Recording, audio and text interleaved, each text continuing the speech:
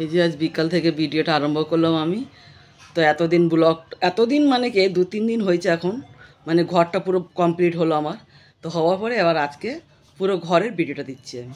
দেখো কীরকমভাবে গুছালাম এবার ঘরটা, রং হবার পরে কীরকম দেখা যাচ্ছে গুছিয়ে।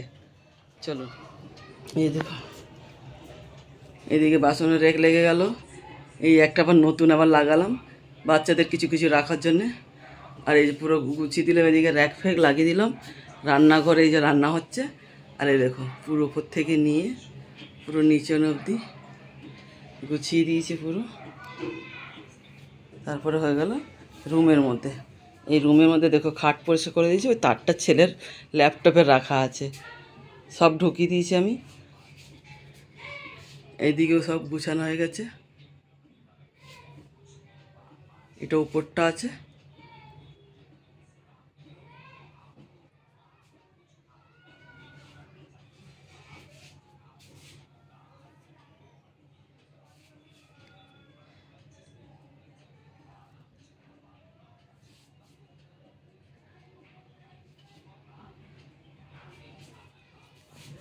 সব পরিষ্কার হয়ে গেছে আমার।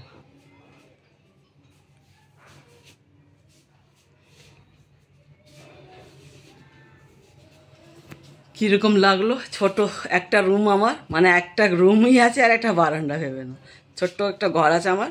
এর মধ্যেই মানে এই রং ফং করেছিলাম, কীরকম লাগছিল ঘরটা, ওই জন্য রং করেছিলাম। এবার ঘরটা তো আমাদের ভালো লেগেছে, তোমাদের কীরকম লাগলো বলবে। খুব মানে এ করে করে করা হলো রং, মানে এক তো হয় না আমাদের দ্বারায়, আর উপর দিয়ে আবার করিয়েছি রং, আরও কষ্ট হচ্ছিলো, মানে রংটা লাগে আমার নাকে সর্দি করে। তো এই জন্যে রং করতে চাইছিলাম না, তারপরে দেখছি অনেকটা নোংরা হয়ে গেছে ঘর, আছে না করতে হবে রং, এই জন্যে রং করলাম। তো তারপরে এই গুছিয়ে গেছে, এই এখন শেষ করলাম কাজ। মানে আজ কদিন হয়ে গেল আমাদের গুছাতে গুছাতে গুছাতে গুছাতে কদিন হয়ে গেল। দেখলে তো রঙের ভিডিও দিলাম তোমাদেরকে, রং কীরকম হচ্ছিলো, কীরকম ঘরটা নোংরা ছিল।